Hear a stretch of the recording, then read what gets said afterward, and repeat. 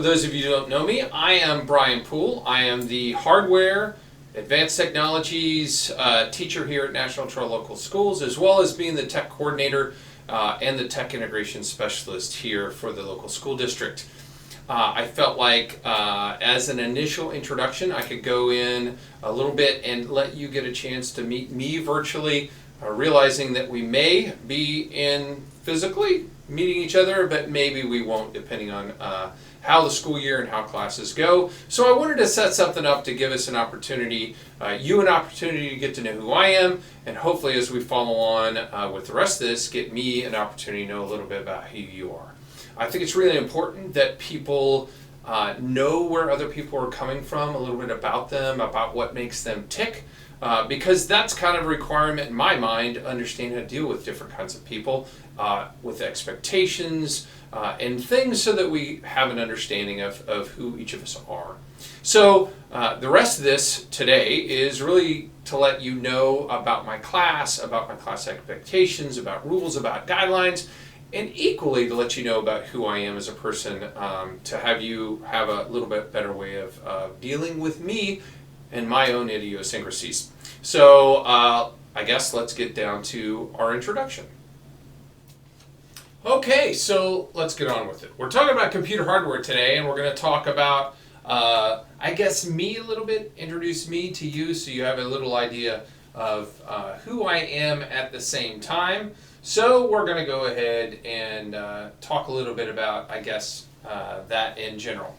So, again, my name is Mr. Poole. I was born in Dayton, Ohio. I'm fairly local. I grew up in Washington Courthouse, Ohio, until 6th grade, and then moved to Twin Valley South School District, where I went for 7th and 8th grade, and I lived on Wysong Road. I went way to high school, but I currently live in Eaton, Ohio.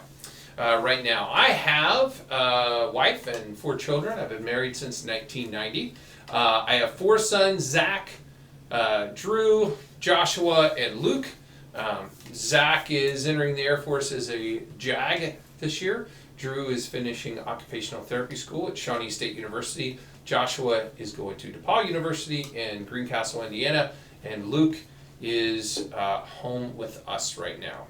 So a little bit about my family. As far as going to college, I attended Duke University freshman and sophomore year before transferring to Miami University in Oxford, Ohio, where I graduated with my Bachelor of Science in Applied Science, which is really computer science systems analysis degree. My master's degree is from Salva Regina University in Newport, Rhode Island, where I got my master's degree in international relations.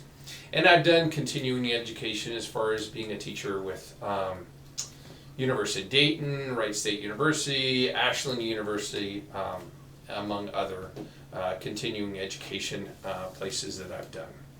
As far as my work background, I started in kind of a different path than many people. I worked my way through college with Dayton Power and Light as a programmer for them. I was a summer intern, and I did that for 3 summers. When I graduated from college, I worked for NCR Corporation as a programmer there out of the Miamisburg office before being activated during Desert Shield into the United States Air Force. I was in the Air Force for 28 years, retired as a lieutenant colonel just in December of 2017, and that pretty much ended my stint with the Air Force. During that time, I did have a lot of computer background. I was a network administrator as a secondary job. I was computer maintenance officer. And then, obviously, I've been here at National Trail since, and I've been here as a teacher and as the tech coordinator and integration specialist here since 2003. My Air Force career, after being activated for Desert Storm, I went to pilot training and became a 237 instructor, which is really when I got my love of teaching.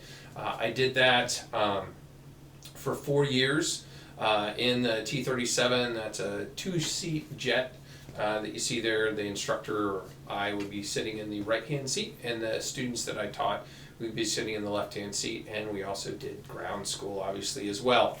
After that, I left Air Education and Training Command and became a special operations pilot in the MH-53J and Mike versions of the Pavlo helicopter, whose mission was infiltration, exfiltration of special forces, and I was in a number of operations during that time, and deployed several times during that time. And it was at that time during the birth of our third son when I decided to get out of the active duty because I had been deployed about 265 days a year in special operations. Loved it, but really felt like it was time to spend some quality time with the family.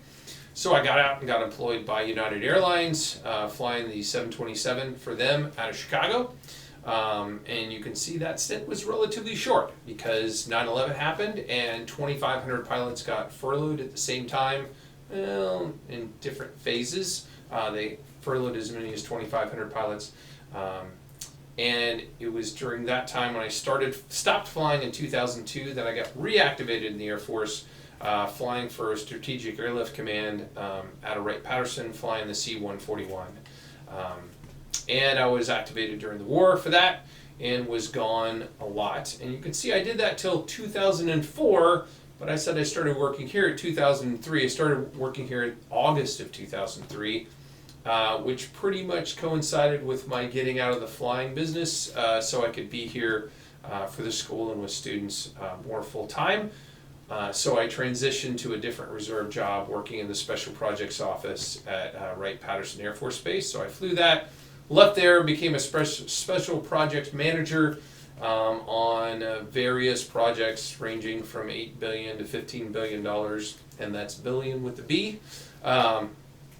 Our budget here at National Trail was our slush fund for many of those projects. So I retired there from December of 2017 because my time was up. 28 years is the most you can do as a lieutenant colonel.